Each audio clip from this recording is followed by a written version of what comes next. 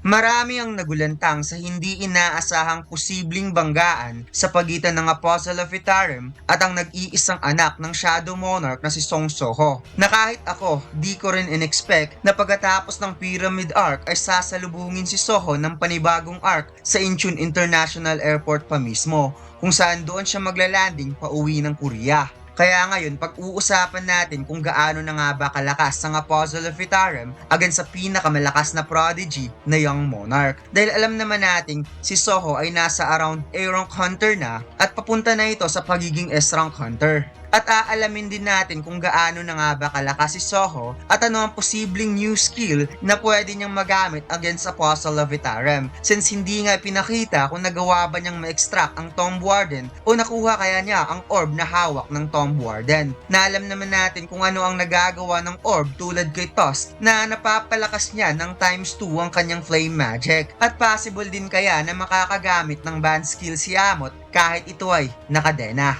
At kung napapansin natin mga lads na mas mabilis ang pag-angat ng rank ni Soho compare sa pag-raise ng rank ni Jinwoo sa solo leveling. At base sa ipinapakita niya ay parang dinodomina talaga ni Soho ang Hunter World upang matulungan ng kanyang ama at mahanap kaagad ang kanyang ina. At kung nagtataka kayo mga lads kung nasaan na ngayon si Cha Hae-in, kung isa kaya siya sa mga tao na nagkaroon ng awakening since muling nalagyan ng mana ang Earth dahil sa Apostle of Itarim. Well, pag-uusapan natin yan sa ibang video natin. At ngayon, gaano na nga ba kalakas ang Apostle of Itarim sa current state niya ngayon? At kaya niyang talunin itong si Song Soho? Well, in chapter 23, nung pumunta si Lee Min-song sa hotel na pinagtataguan ng Apostle of Itarim, ay ipinaliwanag nga niya dito na ang pagiging sanggol niya ay hindi siya literal na isinilang na sanggol. Bagkus talagang mahina lang siya at yun ang pinakamahinang state ng pagiging nilalang niya bilang Apostle of Itarim. At ang paglaki niya bilang bata na nasa edad 8 years old is just simply growth ng kanyang lakas. Ipinaliwanag din niya na hinati niya ang kanyang kapangyarihan into 5 fragments at ang unang dumating sa Earth ay ang the weakest one na maihahalin tulad sa isang sanggol ang kahinaan nito, kaya siya nagkaroon ng baby form. At nalaman nga natin sa current chapter na kaya unang ipinadala ang weakest fragment ay upang hindi ma-detect ni Jinwoo ang pagtakas niya sa napakalawak na shadow domain na ipinakalat ni Jinwoo sa space upang lahat ng Army of God ay wala talagang makatakas sa kamay ng Shadow Monarch at maubos talaga ni Jinwoo ang ipinadalang Army of God ng Itarim. Kaya masasabi ko talaga na nagkamali sila ng inakala, akala nila mahihina ang nasa Earth dahil walang mana ang mundong ito, subalit nakahanap sila ng katapat. So sinabi nga ng Apostle of Itarim na kaya siya lumaki as a kid dahil na-fuse sa kanyang katawan ang pangalawang fragment. At nasampulan nga dito si Lee Min-song kung ano ang capable ng kanyang pangalawang fragment na kahit alam niya na mahina pa siya ay kaya pa rin niyang makasurvive kung may magtatangka sa kanyang buhay. At ipinakita niya kay Lee Min-song na kaya niyang gawing tagasunod ang lahat ng tao na nasa loob ng building in just few seconds. At pwede niya ito kaagad utusan na patayin si Lee Min-song anytime. Well, sa tingin ko dito mga lads na kayang gawing tagasunod or believers ng Apostle of Itarim ang lahat ng tao na nasa paligid niya as long as hindi ito isang hunter or awakener, since ipinakita nga sa huling chapter na hindi niya nagawang makontrol ang hunter na hindi isang Stardust user. At nakita naman natin kapag gumagamit ng Stardust ang isang hunter ay nagagawa niya itong makontrol at nag-turn into believer ng kanyang pinaniniwalaang God, which is ang Itarim or absolute being. At ngayon, ang katanungan kung kaya niyang i-handle si Song Soho na alam naman nating kaka-warm up lang nito galing sa Egypt at tinalo ang Dungeon Boss na isang mage type monster na mayroong sand magic power at ipinakita na may hawak itong orb na nagpapalakas sa kanyang kapangyarihan. At isa pa sa pinagdududahan ko dito mga lads na matapos tinalo ni Soho ang Tomb Warden na si Sekka ay nagawa niya itong ma-extract ang katawan nito or dinala niya muna at itinago sa loob ng Shadow Dungeon upang i-reserve for shadow extraction, since magkaiba nga itong si Soho at Jinwoo in terms of shadow power. Dahil wala ngang shadow storage itong si Soho, unlike Jinwoo na kaya niyang mag-store ng shadow ng lampas 10 millions of shadow soldiers sa kanyang storage. Subalit ito ngang si Soho ay mawawala ang kanyang mga na-extract na shadows pagkatapos ng ilang araw. Ngunit ang kagandahan ng shadow soldier ni Soho mga lads ay kaya niyang i-change form into weapon.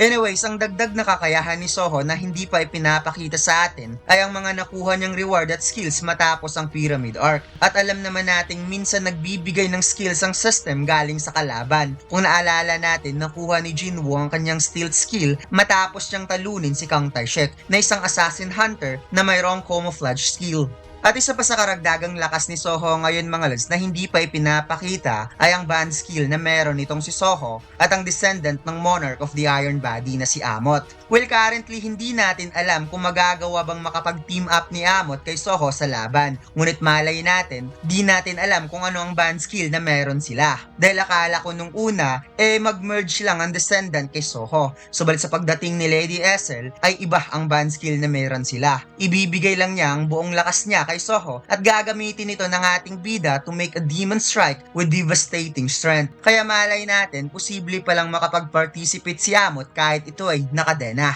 Ngayon, gaano na nga ba kalakas ang Apostle of Itarim? Nung matapos nga niyang nasampulan si Lee Min-sung na hindi siya kayang takutin nito at ibinigay kung ano ang kailangan nito, which is ang stimulant stone para sa material sa paggawa ng Stardust, sinabi nga niya na nararamdaman daw niya na malapit nang dumating ang pangatlong fragment at umaasa siya na ang fragment of strength ang susunod na darating para mag-fuse sa kanya. At kapag makukuha daw niya ang fragment of strength, wala nang dahilan para siya ay magtago pa. Kung titingnan natin ng age gap or laki ng pinagbago ng Itarim ngayon sa current chapter, ito nga ay parang nasa 15 years old na. Kaya malaki ang chance na nakuha na talaga niya ang pangatlong fragment, which is ang fragment of strength. Dahil siya na mismo ang kumikilos para simulan ang nakaplano niyang hakbang para sakupin ang mundo ng mga tao.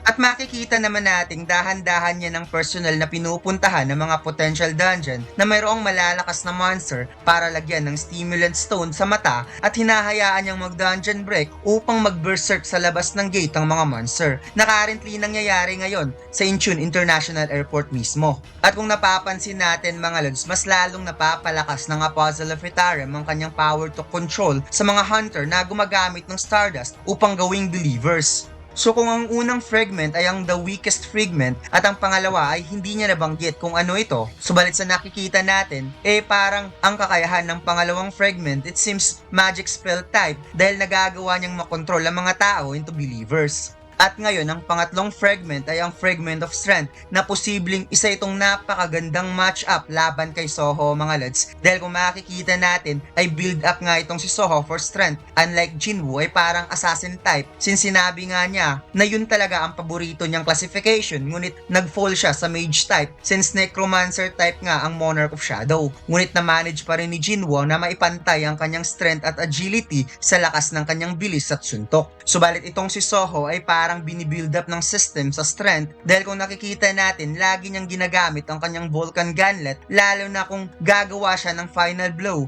katulad ng ginawa niya kay Seka na nag-ala one punch man nga itong si Soho na sa sobrang lakas ng kanyang suntok nagawa niyang mabura ang halos buong katawan ng Tomb Warden. At dito lang nagtatapos ang ating kwento mga lads. Huwag mo sanang kalimutang mag-like, comment at mag-subscribe sa ating YouTube channel at mag-follow sa ating Facebook page. Salamat!